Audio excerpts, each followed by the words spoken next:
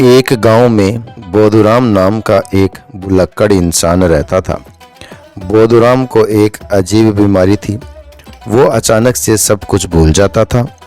एक बार बोधूराम गहरी नींद में सो रहा था।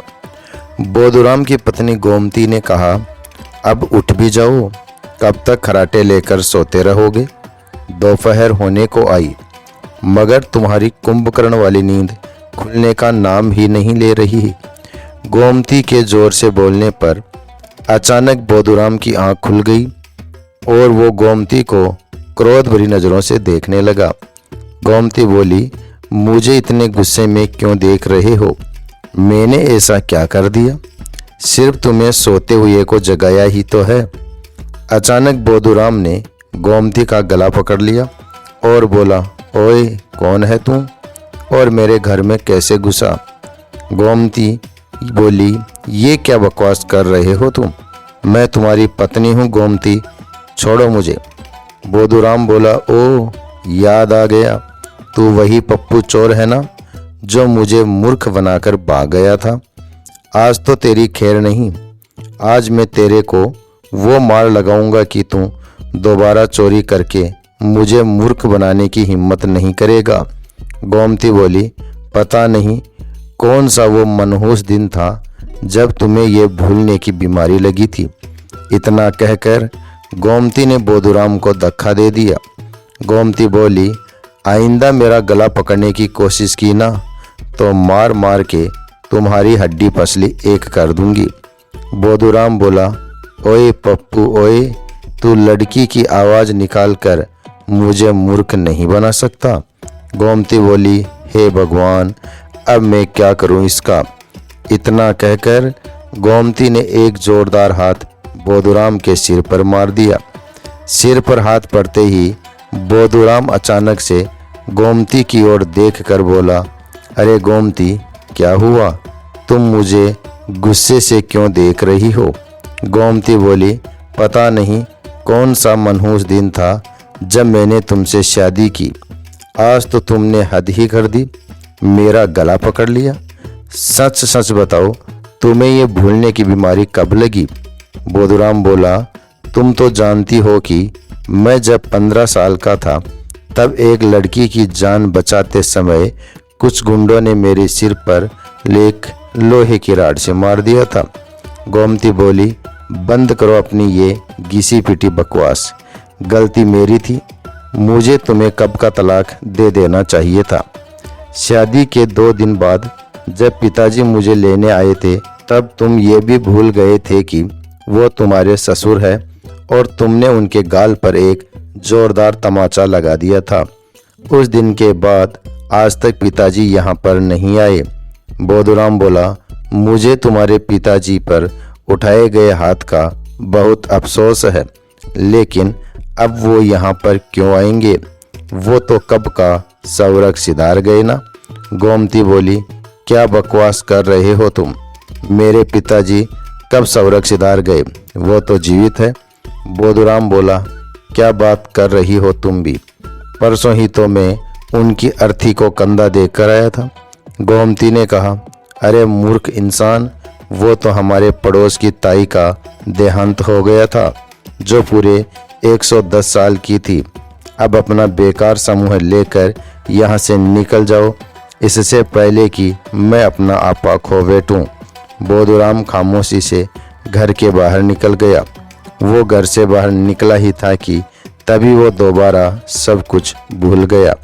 वो अपने घर के दरवाजे को गौर से देखते हुए बोला, कितने मूर्ख लोग हैं, घर का दरवाज़ा खोलकर ही बाहर चले जाते हैं।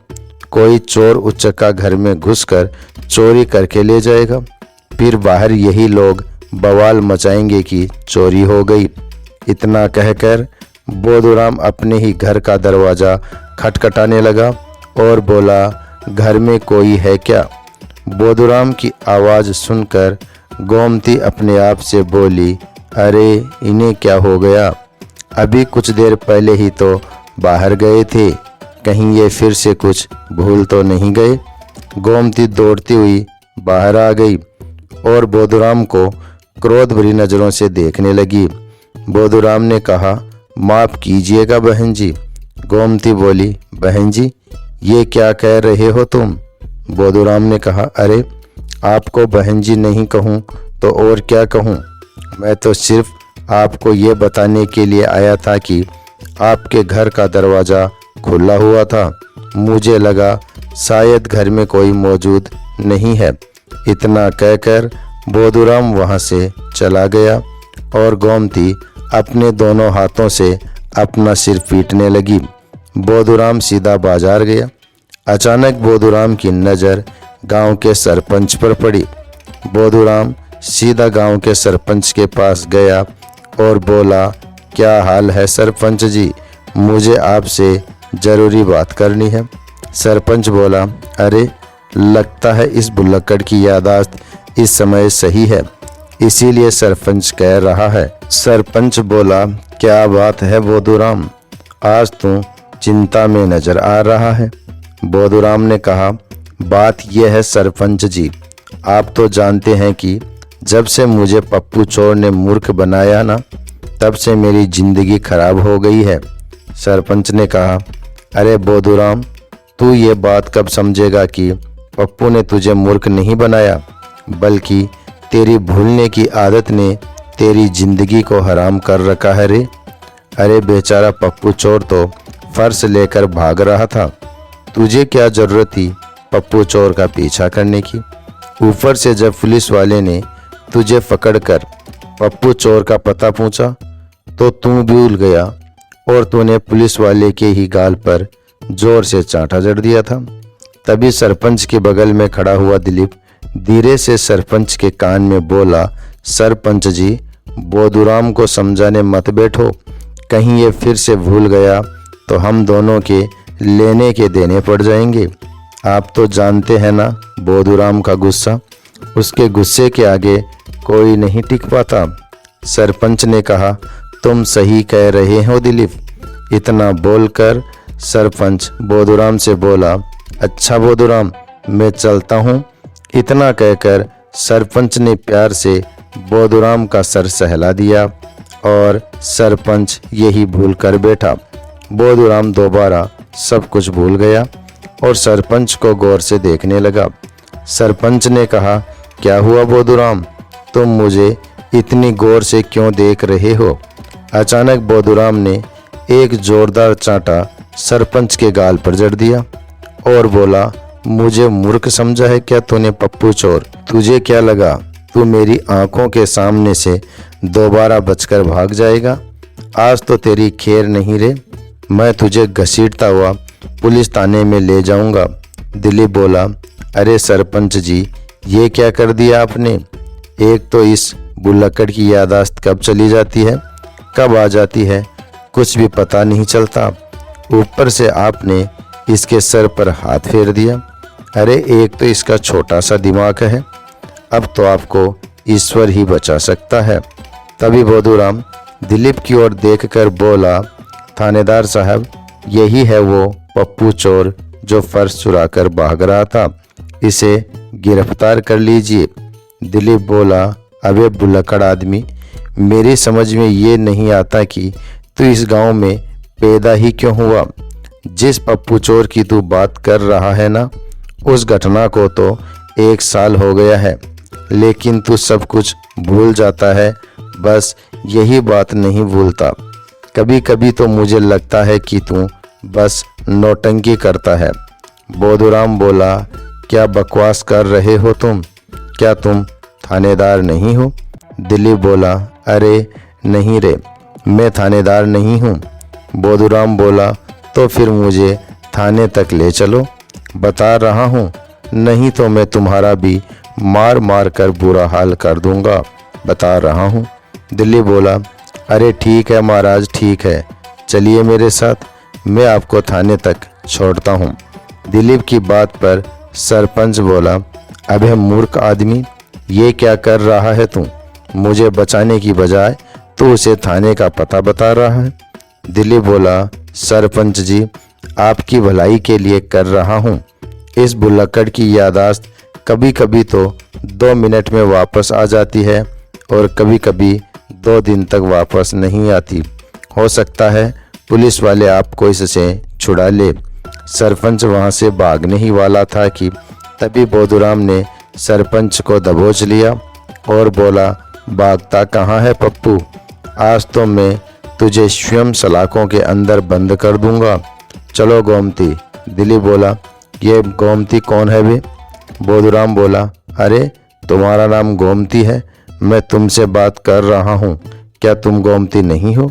दिलीप बोला, लगता है आज इसका दिमाग पूरी तरह से खराब हो चुका है, इसे पुरुष और स्त्री में भी अंतर नजर नहीं आ रहा, इसे थाने में ले जाने में ही भलाई है।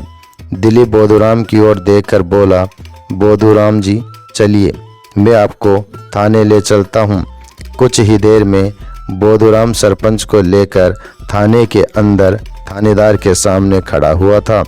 सरपंच को देखकर थानेदार कुर्सी से उठकर हाथ जोड़ता हुआ बोला, नमस्ते सरपंच जी, आपको यहाँ आने की क्या ज़रूरत थी? आप मुझे बता देते, मैं स्वयं आपके घर आ जाता।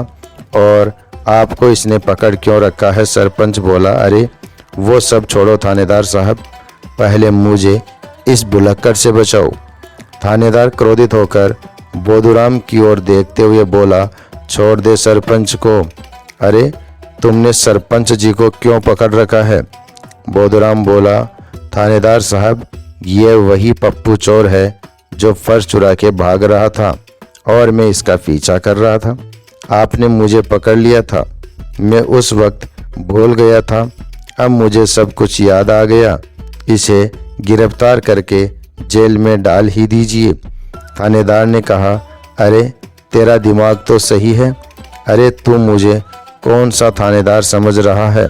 सरपंच बोला, अरे थानेदार साहब, ये आपको पुराना वाला थानेदार समझ रहा है जिनकी पोस्टिंग आपसे पहले थी। थानेदार ने कहा, अरे मेरी समझ में नहीं आ रहा कि आखिर यहाँ सब कुछ क्या हो रहा है, आखिर ये क्या चल रहा है मेरे थाने में?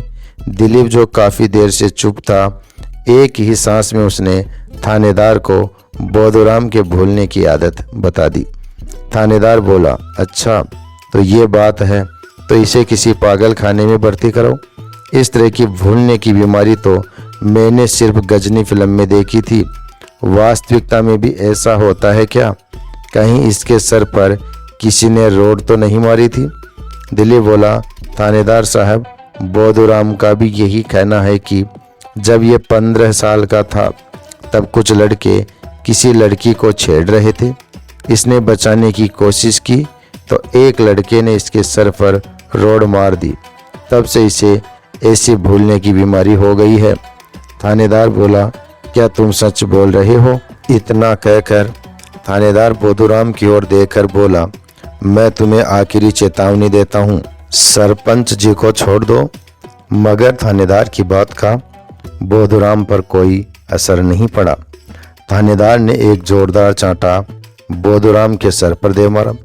चांटा पड़ते ही बोधूराम की यादाश्त दोबारा वापस आ गई, मगर आधी अधूरी। बोधूराम ने कहा, गोमती, मुझे क्षमा कर दो, मैंने तुम्हारा गला पकड़ा।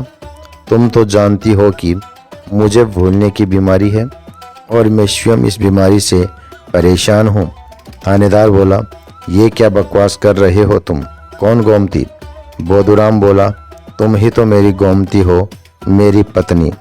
बोधूराम की बात सुनकर थानेदार का खून खोल उठा।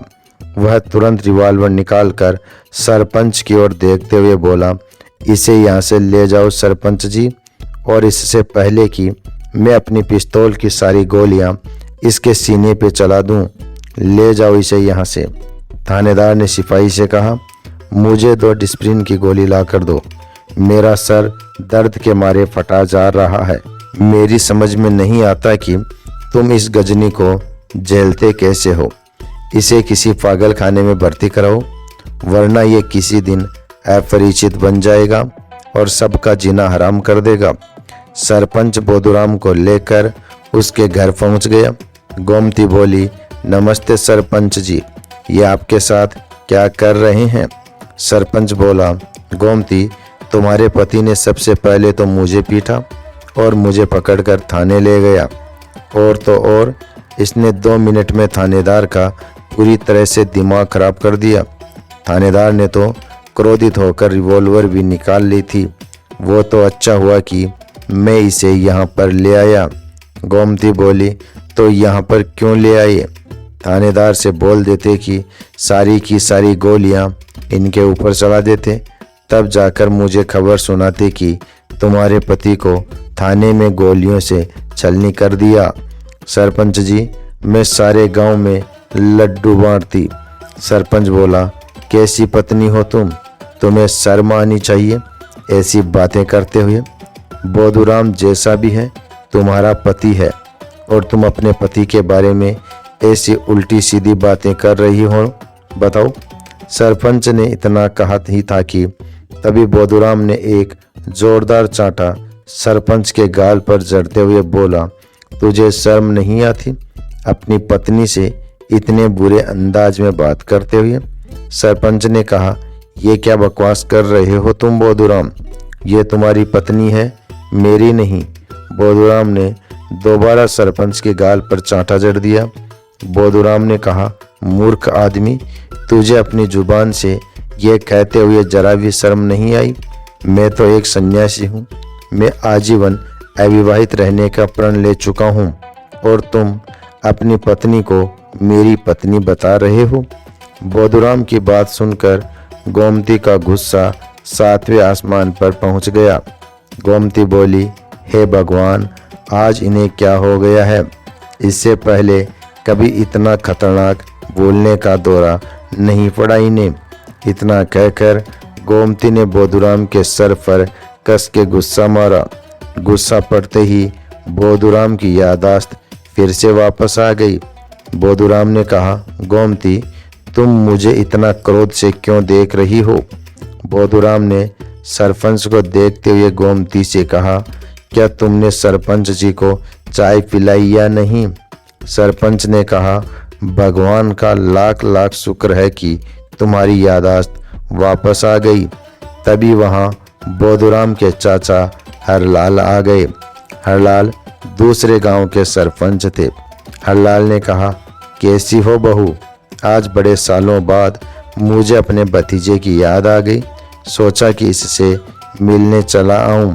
गोमती ने कहा, चाचा जी, अपने भतीजे को अपने साथ ही क्यों नहीं ले जाते? आज तो आपको मुझे ये बताना ही पड़ेगा कि इन्हें भूलने की बीमारी कैसे लगी। सरपंच ने कहा, गोमती सही कह रही है। ये बोधूराम हमेशा यही बताता है कि जब वो 15 वर्ष का था तब कुछ लड़के एक लड़की को छेड़ रहे थे और बोधूराम उसे बचा रहा था और एक लड़के ने लोहे की राड इसके सर पे दे मारी। तब से इसकी याददाश्त चली जाती है। लेकिन चाचा जी, बोधूराम के सर पर तो चोट के निशान तक नहीं है।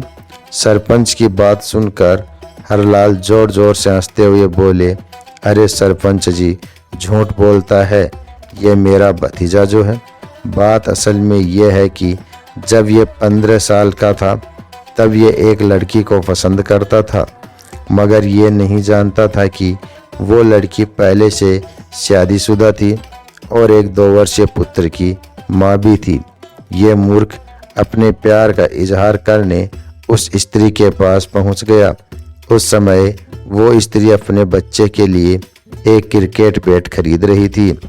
इसकी बात सुनते ही वो गुस्से से आग बबूला हो गई और उसने क्रोधित होकर वो बैट इसके सर पर जोर से मार दिया। तब से ये बेचारा ऐसा ही हो गया। और हाँ, आज सर्दी ज़्यादा है, सर्दी के दिन इसे भूलने के दौरे ज़्यादा पड़ते हैं। आगे से ध्यान रखना बहू, सर्दी वाले दिन घर पर बंद करके रखना। गोमती बोली, अच्छा, तो असली बात ये है, इनकी ये हालत किसी लोहे की रोड ने नहीं बल्कि प्लास्टिक के बैट ने की है। जनाब इश्क फरमाने गए थे। सरपंच ने गोमती से कहा, ज़्यादा बातें मत करो, इसे रस्सी से बांध दो, नहीं तो ये फिर भूल जाएगा। और आगे से याद रखना, सर्दी के दिनों में इसे बांध कर रखना। अच्छा, हरलाल ने कहा। नहीं गोमती, उसकी कोई आवश्यकता नहीं। मैं नींद की गोलियां लेकर आया हूँ। दूध में इसे नींद की गोली खिला दो, सुबह तक ये ठीक हो जाएगा। हरलाल के कहने पर गोमती ने ऐसा ही किया और बोधूराम गहरी नींद में सो गया। सुबह हरलाल ने गोमती से कहा, बहू जाकर बोधूराम को उठाओ। मेरा विश्वास है कि वो अब तक सही हो चुका होगा। हरलाल के कहने पर गोमती बोधूराम को जगाने लगी। अजय सुनते हो, सुबह हो चुकी है, उठना नहीं है क्या? गोमती की आवाज़ सुनकर बोधूराम उठकर गोमती और हरलाल को गौर से देखने लगा। गोमती बोली, अजी ऐसे क्या देख रहे हो? बोधूराम बोला, कैसी हो पायल? मैं तुम्हें कब से ये बोलने के लिए तड़प रहा हूँ कि मैं तुमसे सच्चा प्रेम करता हूँ पायल। गोमती बोली, क्या बकवास कर रहे हो तुम? हरलाल बोला, लगता है ये उस पायल की बात कर रहा है जिसने इसके सर पर बेट मारा था। बोधूराम हरलाल की ओर देखकर बोला, तुम तो पायल के पति हो, तुम्हारी वजह से पायल ने मेरे सर पर बेट मारा था, याद आ गया मुझे। इतना कहकर बोधूराम उठकर खड़ा हो गया और अपने चाचा पर मुक्कों की बौछार कर दी। गोमती ने बोधूराम का हाथ पकड़ लिया और बोली, ये क्या कर रहे हो आप? आपको शर्म नहीं आती अपने चाचा को मारते हुए? बोधूराम बोला, मुझे छोड़ दो पायल, ये तुम्हारा पति है, इसी की वजह से तुमने मेरे सर पर बेट मारा था। गोमती बोली, मैं पायल नहीं, तुम्हारी पत्नी हूँ। हरलाल ने कहा, इसे कुछ दिनों के लिए बांध दो बहू, मैं जा रहा हूँ और अब कुछ साल बाद ही आऊँगा, तुम ही झेलो। हरलाल वहाँ से बोरिया बिस्तर उठाकर भाग गया और गोमती अपना सिर पकड़कर बैठ गई और जीवन भर अपनी किस्मत को कोसती रही। दोस्तों, वीडियो पसंद आया हो तो लाइक और शेयर ज़रूर कर देना।